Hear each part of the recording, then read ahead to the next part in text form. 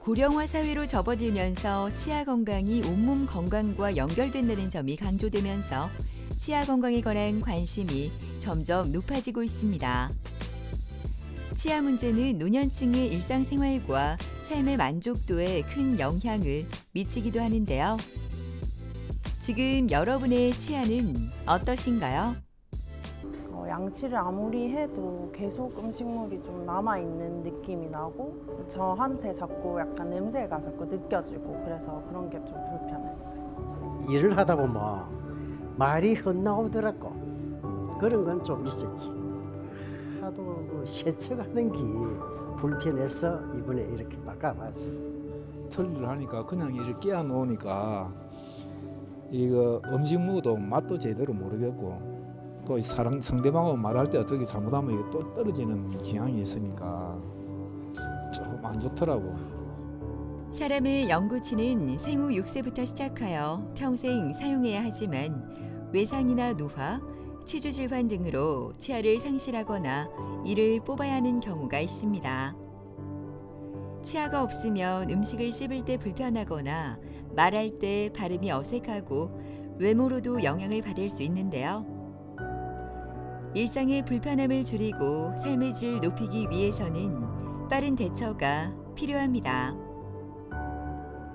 이에 대한 해결책으로 예전에는 틀니가 많이 사용되었지만 최근에는 전악 임플란트가 많은 주목을 받고 있는데요. 오늘은 신준혁 원장과 함께 전악 임플란트에 대해 자세히 알아보도록 하겠습니다.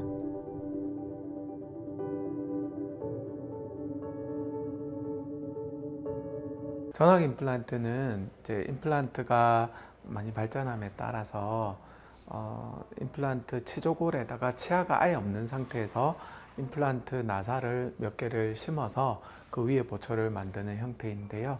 예전에는 거의 치아 개수만큼 임플란트를 넣는 것이 트렌드였다면 요즘에는 가능하면 채소 침습으로 4개에서 7개 정도 사이, 많게는 8개 또는 6개 정도면 14개 치아를 우리가 대체해서 만들 수 있는 그런 형태까지 발전을 한 그런 형태라고 할 수 있습니다.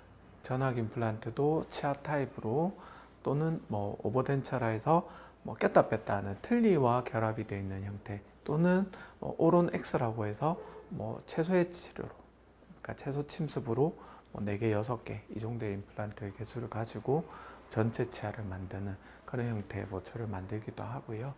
그 다음에 하이브리드 타입이라고 합니다. 여러 가지를 복합을 해서 만드는 방식도 있습니다. 전악 임플란트는 아무래도 임플란트 치료의 정점에 있다라고 생각을 할 수가 있습니다. 장점은 일단 환자분이 틀니를 하고 비교해 봤을 때 꼈다 뺐다 하지 않고 고정이 돼 있는 그런 상태에다가 주로 이제 씹는 면이 틀니에 비해서 지르코니아 재질이라든지 이런 재질이기 때문에 좀 강도가 높습니다. 그래서 마모가 잘 안 돼서 그대로 항상성을 가진다든지 저장력이 틀니하고는 비교할 수 없을 정도로 잘 씹히고 잇몸 보초를 재현할 수 있는 그런 단계까지 발전을 했기 때문에 거의 모든 면에 있어서 장점이 있다라고 생각이 됩니다. 엑스레이, 채소로 해도 파노라마라든지 CT라든지 그런 엑스레이를 찍고 또 초기 인상 체득을 합니다. 이렇게 해서 처음 상태를 진단하는 과정이 굉장히 중요하고요. 이 진단하는 과정에서 얼굴 사진이라든지 이런 걸 찍어서 뭘 목표로 하는지를 같이 우리가 참고를 하게 됩니다.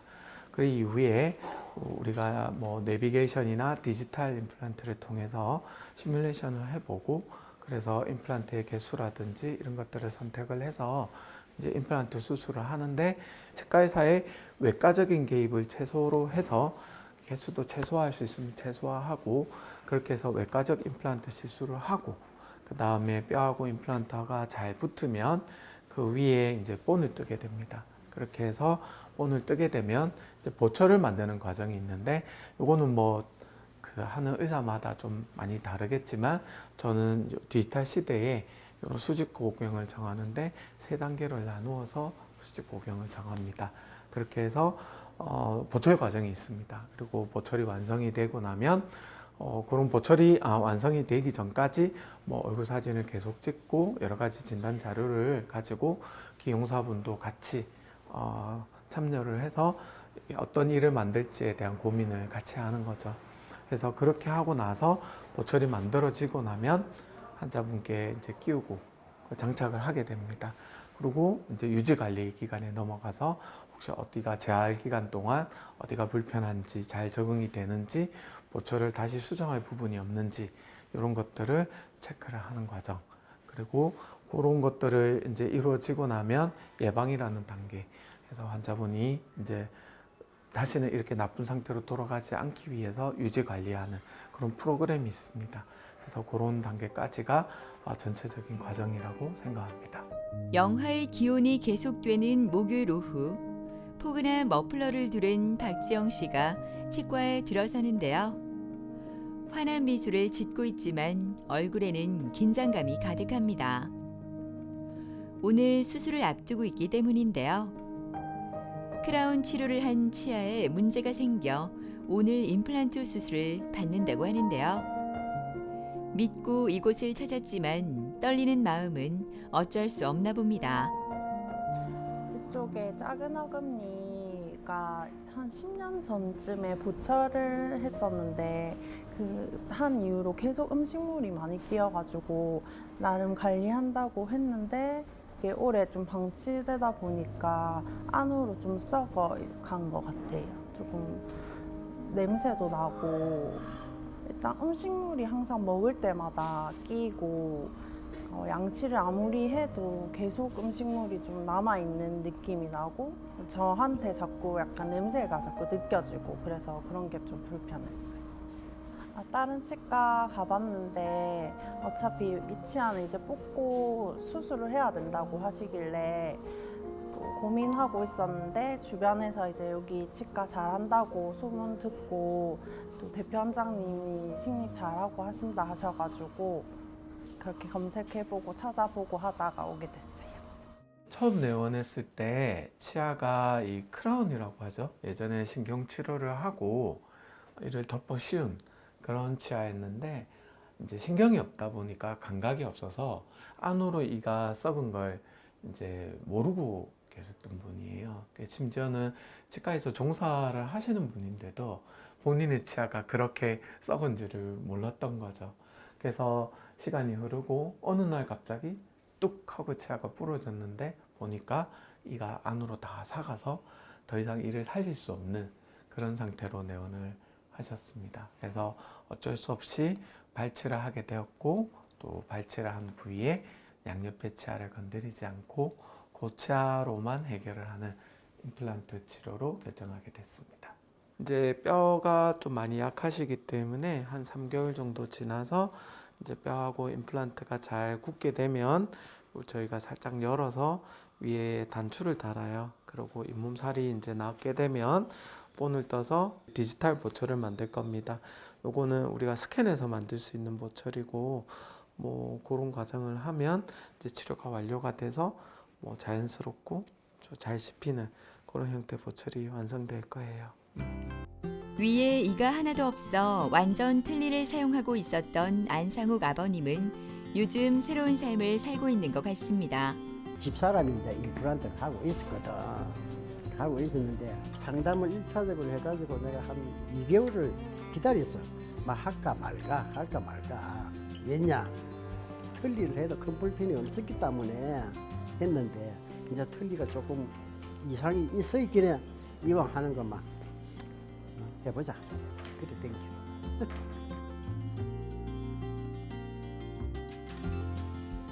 대표님 한번 입안에 제가 상태 한번 보고 오늘 중간 단계니까 또 한번 체크하겠습니다. 저희가 높이를 한 3번 정도 측정하는데 오늘 3번째 측정하는 날이거든요. 그래서 인지치아도 한번 끼워 볼게요.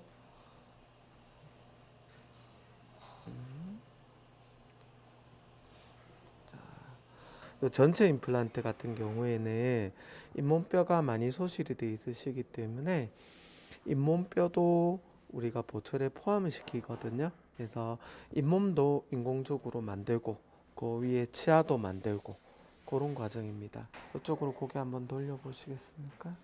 자, 아시고 다물어 보세요. 이해 보십시오.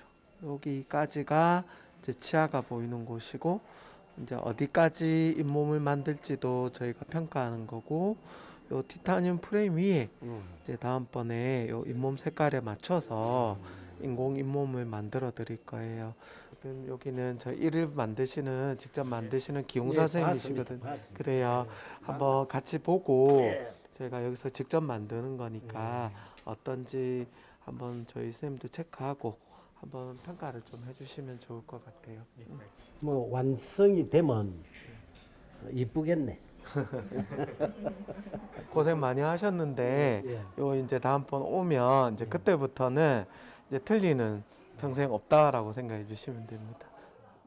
뭐 일단 여기 환자분도 그렇게 뼈가 좋으신 상태는 아닙니다. 몇십 년 동안 이가 없는 채로 계셨기 때문에 잇몸뼈가 굉장히 많이 줄어들고 또 굉장히 그렇게 좋은 편은 아니었지만 한 8개 정도를 위아래로 임플란트를 식립을 하고 본을 떠서 이를 지금 저희가 제작 과정 중에 있는데 여기 중간 과정에 요 티타늄 프레임입니다. 요 프레임만큼 잇몸이 결손이 된 거죠. 그래서 이 부분은 그 우리가 잇몸 색깔이 나는 그런 재료로 색깔을 자연스럽게 만들 겁니다. 그리고 치아 부분은 3D 프린터로 만든 임시 치아입니다. 요걸 일단 한번 넣어봐서 어떤 형태가 되는 게 환자분께 잘 어울릴까, 그리고 기능적으로도 어떻게 분별하면 좋을까, 그런 수직적인 거, 수평적인 거, 그런 것들을 판단하는 단계이고요. 이렇게 엑스레이에서 보시면 굉장히 정밀하게 피팅이 좋지 않습니까? 이런 것들을 이제 체크하는 과정입니다. 그래서 중간 단계가 총 3단계 이상이 있는데 그 중에 3번째 단계로 저희가 검사를 한 단계이고요. 요 다음번에 오시면 이제 치료가 완료가 돼서 완성된 보철물이 나오게 되면 그걸 끼게 되는 상태가 될 겁니다. 30년 동안 없었던 이가 이제 생기게 되면 아무래도 재활기간이라는 게 있겠죠. 그래서 저희가 체크 단계를 이를 끼우고 일주일 뒤에 체크, 한 달 뒤에 체크, 3개월 뒤에 체크, 6개월 뒤에 체크, 이제 그 다음부터는 지속적으로 6개월마다 이렇게 저희들이 체크 단계를 루틴하게 하는데요. 처음에 이가 들어가고 나서 뭔가 기계가 작동을 하고 나면은 나중에 유격이 좀 생길 수 있고 여러 가지 변화가 생길 수 있지 않습니까? 그런 것들을 캐치해서 나중에 또 조여줄 거는 또 조여주고 수정할 건 수정을 하고 이 적합을 좀 봐줘야 될 상황이 당연히 생깁니다. 그래서 그런 과정들이 아주 중요하고 그런 것들은 치과의사의 아주 오래된 그런 경험과 노련함으로 저희들이 발견을 해서 조정하고 때로는 거기서 보고 환자분은 괜찮다고 하셔도 또 저희가 볼 때는 아닐 경우에 또는 제가 괜찮다고 해도 환자분이 좀 너무 적응을 못 하실 경우에는 일정 기간 후에는 다시 하나 더 제작을 한다든지 이런 것들이 필요한 과정이라고 생각합니다. 그래서 저희가 저희 전용 기공실이 있기 때문에 또 이를 만들었던 스페셜리스트인 그 기공사가 직접 또 와서 상황을 파악을 하고 혹시 수정을 하거나 또 다시 만들어야 될 경우에는 뭐가 문제였는지를 잘 파악을 할 수 있는 그런 시스템이 갖춰져 있거든요. 환자분들은 치료하기 전까지 이 제품이 나오면, 물건이 나오면 끝났다 생각하시지만 저는 오히려 여기서부터 시작점이라고 생각합니다. 스튜디오에서 직접 촬영을 하는 신준혁 원장. 환자의 변화된 모습과 얼굴과 치아의 어울림을 확인하기 위해서 이 과정은 무척 중요하다고 하는데요. 안상욱 아버님도 조금 쑥스럽긴 하지만 변화될 모습을 상상하며 사진 촬영에 열심히 참여합니다. 우리가 임플란트라는 게 뼈에 그 나사가 들어가고 나서 뼈하고 붙는 기간이 있어요. 또 하나하나 저희들이 필요로 하는 단계가 있어요. 그래서 그 단계에서 오늘 이제 이런 마지막 최종 단계에 왔고 또 요 최종 단계에서 이제 진짜 보철을 만들잖아요.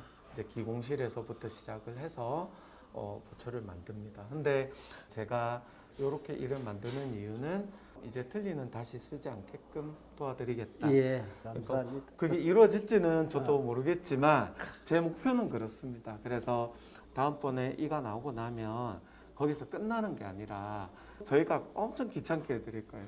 와서 알겠습니다. 관리해야 되고 또 저희 3층에 가면 또 관리하는 프로그램이 맞아요. 있거든요. 그리고 제가 최고의 치료를 해드렸으면 또 거기에 맞는 또 환자분도 거기에 따라 주셔야 돼요. 그래서 그거를 전체 과정 중에 지금까지 대표님은 10분의 1도 안 하신 거예요.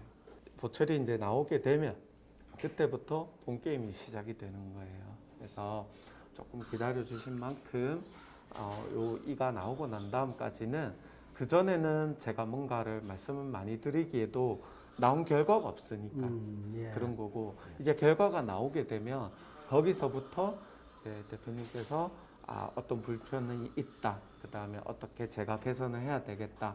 또 말씀하지 않으시더라도 또 제가 볼 때 아니다 싶으면 다시 만들어요. 또 제가 좀 어떻게 하면 잘 씹힐 수 있을지 또 오래 갈 수 있을지 제가 예. 노력하겠습니다. 감사합니다. 예. 먼저 환자분 입장에서는 아무래도 이게 전체 치아를 구성하는 거니까 당연히 계속적으로 케어를 받을 수 있는 그런 곳을 선택하는 게 중요하다 생각하고요. 그리고 당연히 모든 치료가 그렇겠지만 이런 데 대한 경험이 풍부하고 신뢰할 수 있는 그런 치과를 찾아가시는 게 첫 번째라고 생각이 됩니다. 그리고 의사님 입장에서는 환자분이 뭐 전학 임플란트 같은 경우에도 위아래로 전체 임플란트를 하고 싶다 이런 경우도 있을 수 있고 또 어떤 경우에는 아래쪽은 부분 틀니를 하고 또 위에는 뭐 임플란트를 하고 밑에는 좀 이렇게 부분 틀니를 좀 쓰시다가 다음에 전체 임플란트를 하고 싶다 이런 다음이 있는 치료들이 있을 수 있거든요. 그런 것들을 환자분의 여러 가지 히스토리와 또 여러 가지 사정들을 경청해서 또 그거에 맞게끔 저희들이 도와주는 것들이 또 필요하다 생각해요. 또 그리고 치료가 끝나고 나서도 계속적으로 환자분들이 관리를 통해서 지속 가능한 치료가 될 수 있게끔 또 그런 것들을 대비하는 것들이 중요하다고 생각합니다. 추운 날씨에도 진료 시간에 맞춰 치과에 도착한 김원도 씨는 요즘 먹는 즐거움에 흠뻑 빠져 있습니다. 틀니를 쓸 때는 틀니가 빠질까봐 마음껏 먹을 수도 없었다고 하는데요. 그러니까 그냥 이렇게 끼워 놓으니까 이거 음식 먹어도 맛도 제대로 모르겠고 또 상대방하고 말할 때 어떻게 잘못하면 이거 또 떨어지는 경향이 있으니까 좀 안 좋더라고. 테레비에 이거 하는 걸 몇 번을 하더라고. 여기가 내인데 맞을까 싶어서 나도 의구심을 가지고 여기 왔는데 지금은 아주 좋아요. 환자분은 위의 치아가 이제 부분 틀니를 오랫동안 쓰셨는데 이 틀니에 거는 치아가 더 이상 쓸 수 없게끔 덜렁덜렁 한 상태에서 이제 내원을 하셨고요. 그리고 아래쪽에는 양쪽으로 치아가 2개, 3개씩 남아 있는데 비교적 튼튼한 거예요. 그래서 이거를 전체 임플란트를 하려고 하면 뒤쪽에 이 뼈가 너무 얇아서 뼈 이식을 좀 광범위해야 되는 이제 그런 케이스예요. 근데 이제 환자분께서는 아래쪽에는 일단 부분 틀니로 좀 쓰시다가 여기도 위에처럼 또 탈이 나서 문제가 됐을 때 이 치아를 발걸을 하고 양쪽으로 임플란트를 뭐 5개, 6개 정도만 심으면 또 전체를 임플란트를 할 수 있으니까 그 단계로 넘어가기 전에 예비 단계로 아래쪽에는 부분 틀니를 쓰시고 위에는 전체 임플란트를 진행하시길 원하셔서 그렇게 진행한 케이스입니다. 여기는 치료 전 케이스이고요. 여기는 치료 후입니다. 아래쪽에는 그냥 기존에 있는 치아들을 이용을 해서 수술이나 이런 거는 하지는 않고 그냥 부분 틀니만 이렇게 만든 상태이고요. 위에는 어금니 쪽에 여기 보면 안 좋은 상태로 치아가 오래 있는 상태에서 이를 빼는 바람에 뼈가 많이 상했습니다. 그래서 이쪽에 기존의 방식대로 하려고 하면 대규모의 사각동 거상술을 해야 되고 뼈 이식을 많이 해서 뭐 1년 가까이 기다린 경우도 있어요. 그렇게 해서 임플란트를 해야 되는 케이스이지만 오론엑스 같은 보초를 하게 될 때는 뼈 이식을 굳이 무리해서 하지 않고 이렇게 간단하게 뼈 이식을 하고 이쪽에는 뼈 이식을 하지 않고 임플란트를 해서 총 7개의 임플란트를 가지고 14개 치아를 만든 거죠. 그렇게 되면 뼈 이식 기간을 단축을 시키니까 거의 뭐 1년 가까이의 시간을 단축시킬 수 있고, 그러면서도 또 결과는 훨씬 더 좋고, 또 벌써 웃을 때부터 초진띠에는 환자분이 저렇게 찡그리는 게 아니라 웃을 때 이게 입꼬리가 안 올라가요.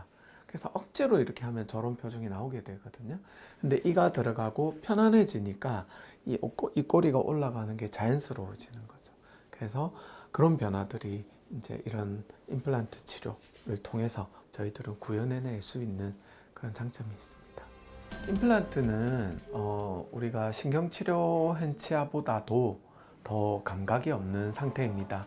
신경이 없기 때문에 당연히 안에 어떤 문제가 있는지 이런 게 많이 염증이 진행된 상태 아니고는 환자분께서 직접적으로 알기가 좀 힘든 경우가 되게 많습니다. 그래서 그 정기적인 점검 또는 1년에 한 번 정도는 파노라마 사진을 찍어보고 뼈가 어떻게 유지가 되고 있는지를 조금 체크를 해줄 필요가 굉장히 있습니다.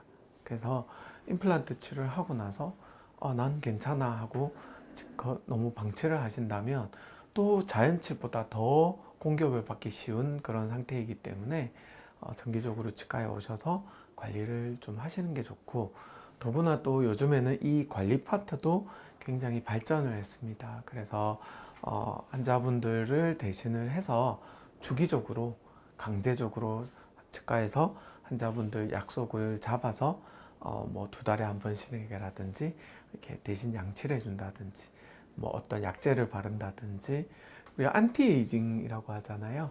그래서 항노화 그런 치료들이 많이 또 개발이 되고 있습니다. 그렇게 해서 주기적으로 우리가 계속 관리를 하면 아무래도 좀 더 오래 쓸 확률이 높아지고 좀 더 건강하게 지낼 수 있는 그런 과정이 아닐까라고 생각합니다. 저번에는 그 털리를 했을 때도 사과도 못 먹었어요. 사과 같은 거는 지금 부담 없이 먹고 있습니다. 음식은 뭐 많이 따뜻한 거는 못 먹어도 그래 조금은 먹습니다.